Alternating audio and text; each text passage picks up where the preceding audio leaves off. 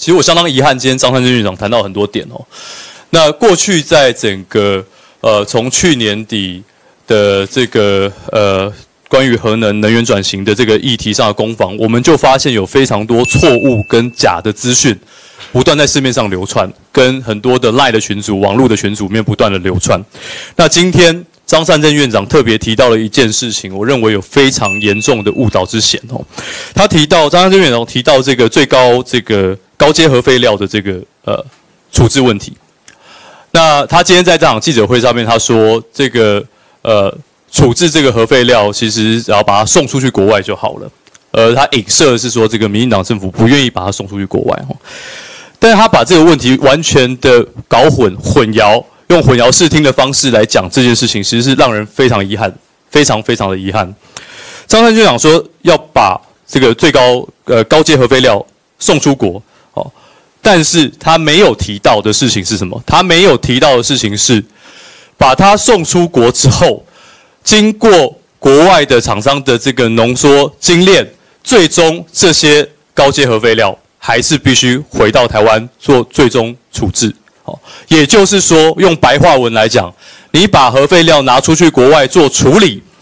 还是必须回到台湾做储存，因为目前不会有任何国家想要接收你的核废料。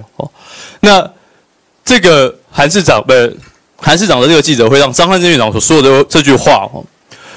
我相信有非常严重的这个误导之嫌。他希望让民众认为说，这个核废料只要把它送出国就好。但他不敢提的事情，就是核废料最终还是必须回到台湾来做处置。那我们就要问一个更实际的问题：是这些拥护核电的这些国政顾问团的成员，韩国瑜市长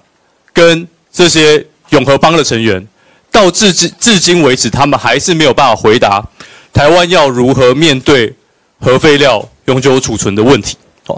到底要如何面对核废料的问题，至今都还没有一个明确的答案。但是今天张善政院长曾经作为行政院长的一个人，居然可以用这样的方式片面性的散播资讯来去误导民众，这让我们看到是一个相当遗憾的状态。那我们知道这个韩市长可能不懂，那不懂没有关系，我们也希望他不要被这个633的这个普隆宫团队加上一颗土条，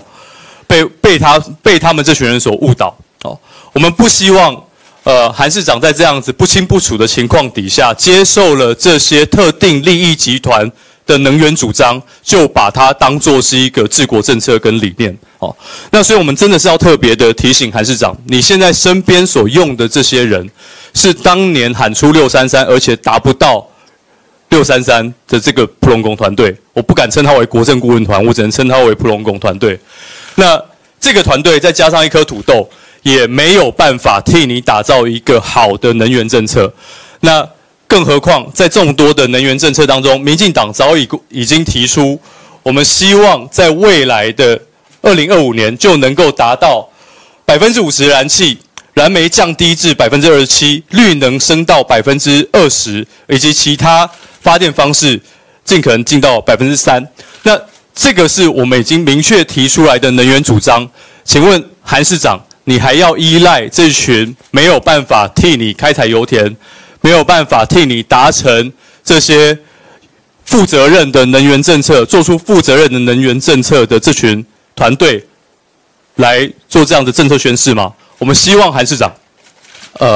能够很明确的告诉我们，你未来在5050的这个2035年5050的大目标下，你到底要达成什么样的能源配比，必须要清楚的告诉我们。